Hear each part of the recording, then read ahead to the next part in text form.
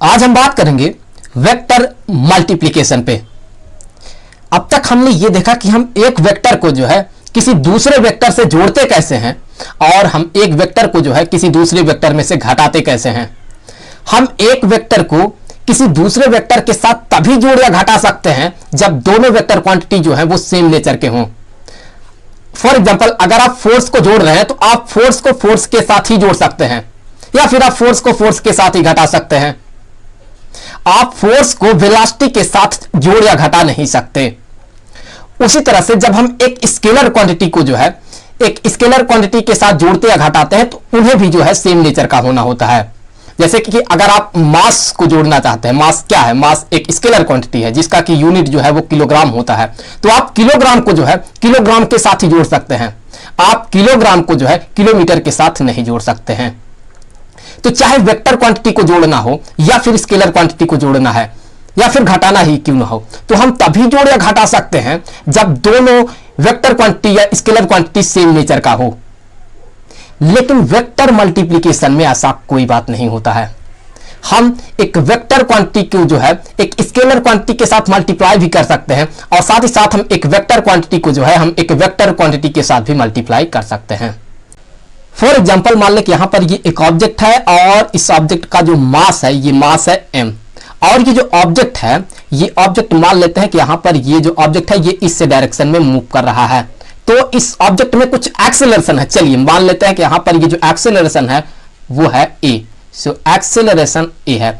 Acceleration एक vector quantity होगा तो यहां पर ये मान लेते हैं कि ये एक वेक्टर क्वांटिटी है, एक्सेलरेशन एज वेक्टर हो गया।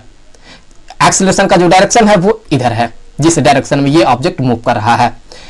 तो यहां पर ये जो एक्सेलरेशन है ये एक वेक्टर क्वांटिटी है, जबकि ये जो मास है ये एक स्केलर क्वांटिटी है। तो हम यहां पर इन दोनों का मल्टीप्लाई करेंगे तो देखिए हमें क्या मिलेगा। तो यहां से अगर हम मल्टीप्लाई करते हैं तो हमें मिलेगा mass into acceleration as vector, ये बराबर होगा यहां पर फोर्स एज वेक्टर के। तो यहां पर अगर आप ध्यान से देखें तो ये जो मास है ये एक स्केलर क्वांटिटी है जिससे कि हम मल्टीप्लाई कर रहे हैं एक वेक्टर क्वांटिटी के साथ, तो हमें एक नया वेक्टर क्वांटिटी मिल रहा है। तो हम यहां से ये कह सकते हैं कि हम एक वेक्टर क्वांटिटी के साथ जो है हम एक स्केलर क्वांटिटी को मल्टीप्लाई कर सकते हैं।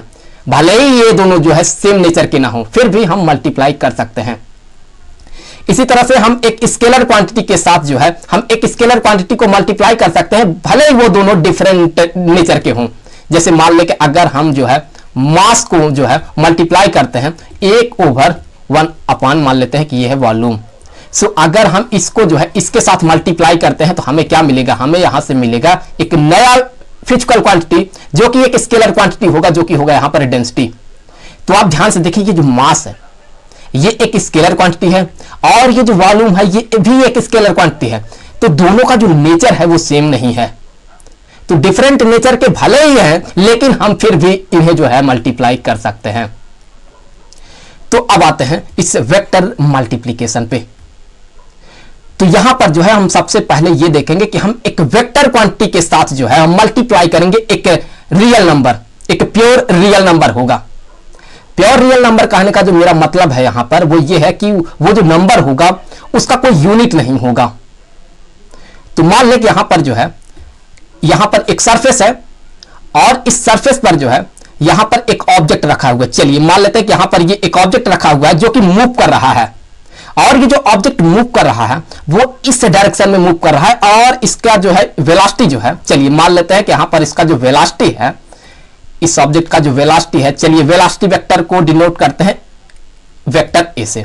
तो ये जो वेलोसिटी है ये है 5 मीटर पर सेकेंड किस डायरेक्शन में? Towards east. चलिए टूवर्ड्स ईस्ट की तरफ ये जो ऑब्जेक्ट है ये मूव कर रहा है जिसका की जो वेलोसिटी का मैग्नीट्यूड है वो है 5 मीटर पर सेकेंड और डायरेक्शन जो है वो है ईस्ट। तो ईस्ट की तरफ ये ऑब्जेक्ट मूव कर रहा है। अब अगर हम इसे जो है ग्राफिकली रिप्रेजेंट करना चाहते हैं, मतलब हम एक एरो से रिप्रेजेंट करना चाहते हैं, तो हम कैसे रिप्रेजेंट करेंगे? हम क्या करेंगे? हम यहां पर जो है एक एरो बनाएंगे कुछ ऐसा। तो ये जो एरो का लेंथ है ये जो है इसके मैग्नीट्यूड को बताएगा और ये जो हेड है इस एरो का ये जो हेड है ये डायरेक्शन को बताएगा। तो ये क्या है? ये है वेक्टर ए। तो यहां पर ये हो गया वेक्टर ए जो कि बराबर होगा यहां पर इसी के ये जो 5 मीटर पर सेकेंड है, सो ये जो दिख रहा है 5 मीटर पर सेकेंड टूवर्ड्स ईस्ट। अब अगर हमें इसी वेक्टर को डबल करना हो, मतलब हम क्या करेंगे, हम 2 से मल्टीप्लाई करेंगे। तो अगर हम 2 से मल्टीप्लाई करेंगे तो देखिए हमें क्या मिलेगा। सो हम जो है इसी वेक्टर को डबल करना चाहते हैं, तो चलिए यहां पे हम डबल करते हैं।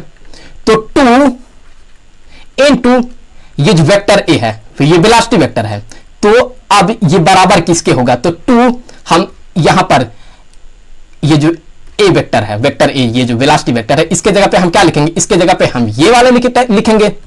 तो 5 मीटर पर second towards east, towards east.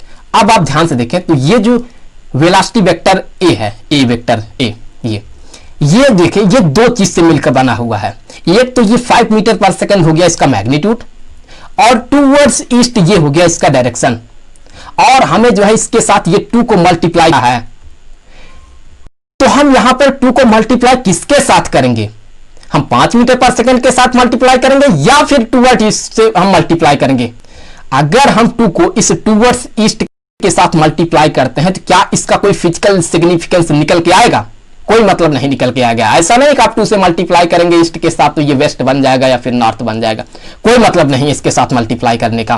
तो हम इस 2 को इस 5 मीटर पर सेकेंड के साथ ही मल्टीप्लाई करेंगे, तो हमें एक नया वेक्टर क्वांटिटी मिलेगा। चलिए उस नए वेक्टर क्वांटिटी को लिखते हैं, डिनोट करते हैं वेक्टर आर से। तो ये बराबर किसके होगा, जब हम 2 को इस 5 के साथ मल्टीप्लाई करेंगे तो ये हो जाएगा 10। सो 10 मीटर पर सेकेंड टूवर्ड्स ईस्ट। तो अब हमें जो ये नया वेक्टर मिला है, ये जो वेक्टर आर है, ये जो हमें नया वेक्टर प्राप्त हुआ, इसका जो मैग्नीट्यूड है, देखिए ये 10 मीटर पर सेकेंड, इसका जो मैग्नीट्यूड है वो वेक्टर ए के मैग्नीट्यूड का दुगना है।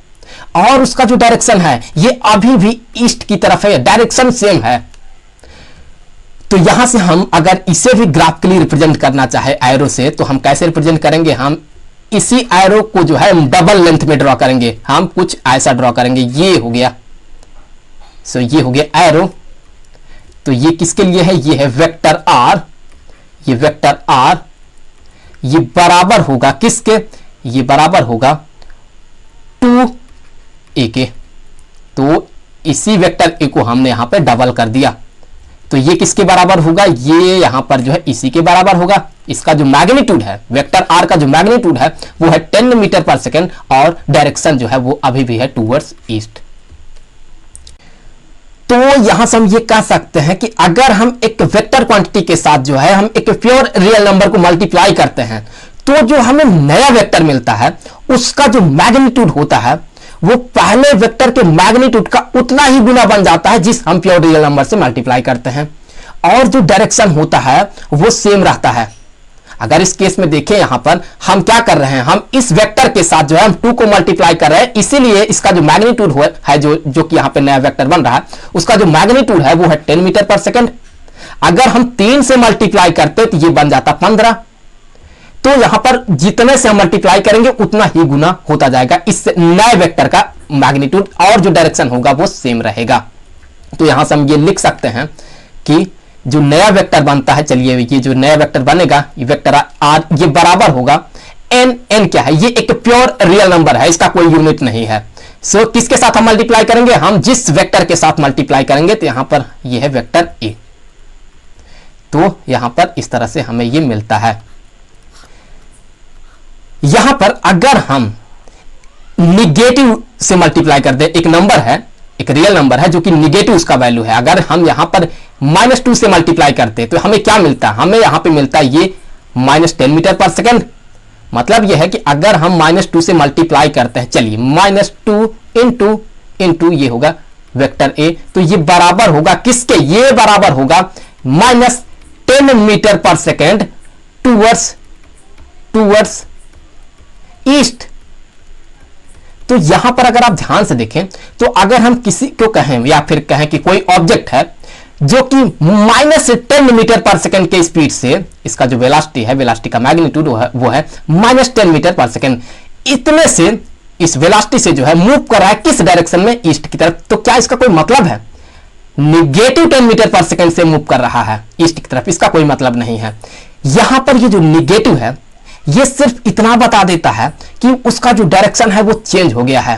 दैट मीन जो वेलोसिटी का मैग्नीट्यूड है वो अभी भी 10 मीटर/सेकंड ही है, लेकिन उसका जो डायरेक्शन है वो अब ईस्ट नहीं है, बल्कि इसका अपोजिट हो गया है, वेस्ट। सो यहां से हम ये कह सकते हैं कि ये जो है, इसे हम यहां से काट देते हैं, तो यही हो जाएगा यहां पर 10 मीटर/सेकंड से मूव कर रहा है किस डायरेक्शन में? टूवर्ड्स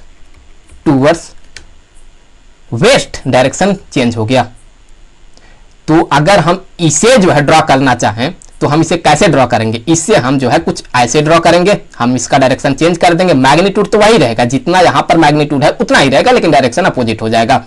तो यही बन जाएगा यहां पर। अगर हम इससे नए वेक्टर को जब हम मल्टीप्लाई करेंगे, अगर हम इस नए वेक्टर को नाम दे देते हैं कि यह है R dash, vector R dash, तो यहां पर ये हो जाएगा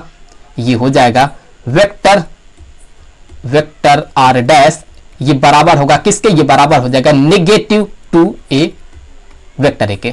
तो ये इस तरह से हम इसे रिप्रेजेंट करते हैं, जो कि बराबर होगा इसके 10 मीटर/सेकंड टूवर्ड्स वेस्ट। इसका मतलब है, निगेटिव साइन मतलब है कि डायरेक्शन चेंज हो जाता है और मैग्नीट्यूड वही रहेगा। तो अब यहां से हम आगे बढ़ते हैं और हम ये देखेंगे कि अगर हम एक स्केलर क्वांटिटी को जो है मल्टीप्लाई करते हैं एक वेक्टर क्वांटिटी के साथ, तो हमें क्या मिलता है? तो मान लें कि यहां पर ये है वेलोसिटी। सो वेलोसिटी जो है ये एक वेक्टर क्वांटिटी होता है। चलिए, ये वेलोसिटी एक वेक्टर क्वांटिटी हो गया, और अगर हम इसके साथ टाइम को मल्टीप्लाई करते हैं तो टाइम क्या है? टाइम एक स्केलर क्वांटिटी है। यहां मैं आपको बता दूं कि ये जो टाइम होगा ये एक स्केलर क्वांटिटी होगा। कहने का मतलब ये है कि ये प्योर रियल नंबर नहीं है, इसका एक यूनिट होगा। टाइम का यूनिट क्या होता है? सेकंड होता है। वैसे आवर भी, घंटा भी होता है, फिलहाल हम यहां पे मान रहे हैं कि टाइम का जो यूनिट है वो सेकंड है। तो अगर हम वेलोसिटी को जो है टाइम के साथ मल्टीप्लाई करते हैं तो हमें क्या मिलता है? हमें मिलता है यहां पर डिस्प्लेसमेंट। ये जो डिस्प्लेसमेंट होता है ये भी एक वेक्टर क्वांटिटी होता है।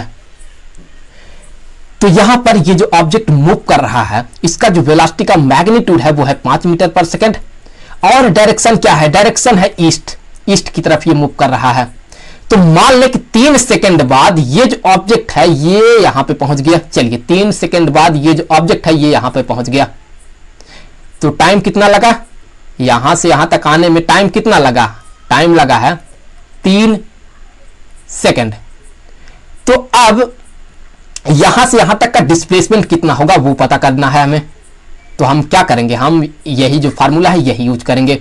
सो यहां से ये जो डिस्प्लेसमेंट होगा ये बराबर होगा, वेलोसिटी का मैग्नीट्यूड कितना है? वो है 5 मीटर/सेकंड, 5 मीटर/सेकंड।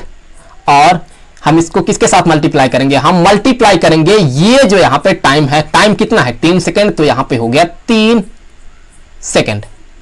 अब यहां पे हो जाएगा डायरेक्शन। डायरेक्शन क्या है? Towards east. So towards east. तो अब अगर हम यहां पर जो है, हम यहां पर इन दोनों को मल्टीप्लाई करते हैं तो हमें क्या मिलेगा? हमें यहां से मिलेगा 15 मीटर। ये हो गया इस डिस्प्लेसमेंट का मैग्नीट्यूड। और डायरेक्शन क्या होगा? डायरेक्शन यही होगा towards east. So towards east. यहां से आप ये ध्यान से देख सकते हैं कि ये जो डिस्प्लेसमेंट है इसका जो मैग्नीट्यूड है वो है 15 मीटर, और डायरेक्शन क्या है? डायरेक्शन जो कि यहां पर वेलोसिटी का था, ये जो वेलोसिटी है इसका जो डायरेक्शन था वही डायरेक्शन यहां पर ये डिस्प्लेसमेंट का भी आ रहा है। तो डिस्प्लेसमेंट भी देखें तो इसी डायरेक्शन में हो रहा है, और वेलोसिटी का भी जो डायरेक्शन है वो भी इसी डायरेक्शन में है। तो यहां से हम ये कह सकते हैं कि अगर हम एक वेक्टर क्वांटिटी के साथ हम अगर एक स्केलर क्वांटिटी को मल्टीप्लाई करते हैं तो जो हमें आउटपुट में नया वेक्टर मिलता है उसका मैग्नीट्यूड भले ही बदल जाए, लेकिन जो डायरेक्शन होता है वो सेम रहता है। अब अगर हम एक वेक्टर क्वांटिटी को एक दूसरे वेक्टर क्वांटिटी के साथ मल्टीप्लाई करें तो क्या होगा? यहां मैं आपको बता दूं कि अगर हम एक वेक्टर क्वांटिटी को अगर हम एक दूसरे वेक्टर क्वांटिटी के साथ मल्टीप्लाई करते हैं तो जो हमें आउटपुट में मिलता है वो एक स्केलर क्वांटिटी भी हो सकता है या फिर वो एक वेक्टर क्वांटिटी भी हो सकता है। यहां मैं आपको बता दूं कि अगर हम एक वेक्टर क्वांटिटी को जो है किसी दूसरे वेक्टर क्वांटिटी के साथ मल्टीप्लाई करते हैं और हमें आउटपुट में जो है एक स्केलर क्वांटिटी मिलता है तो फिर हम वहां पर जो है उस तरह के मल्टीप्लिकेशन को कहते हैं कि वह है स्केलर मल्टीप्लिकेशन या फिर हम उसे जो है डॉट प्रोडक्ट भी कहते हैं। लेकिन वहीं पर अगर हम एक वेक्टर क्वांटिटी को किसी दूसरे वेक्टर क्वांटिटी के साथ मल्टीप्लाई करते हैं तो हमें आउटपुट में अगर वेक्टर क्वांटिटी मिलता है तो फिर हम वहां पर जो है उस तरह के मल्टीप्लिकेशन को कहते हैं कि वह है वेक्टर प्रोडक्ट या फिर हम उसे जो है क्रॉस प्रोडक्ट भी कहते हैं। तो आगे के वीडियो में हम जो है डॉट प्रोडक्ट और क्रॉस प्रोडक्ट पे बात करेंगे। तो मिलते हैं आपसे अगले वीडियो में।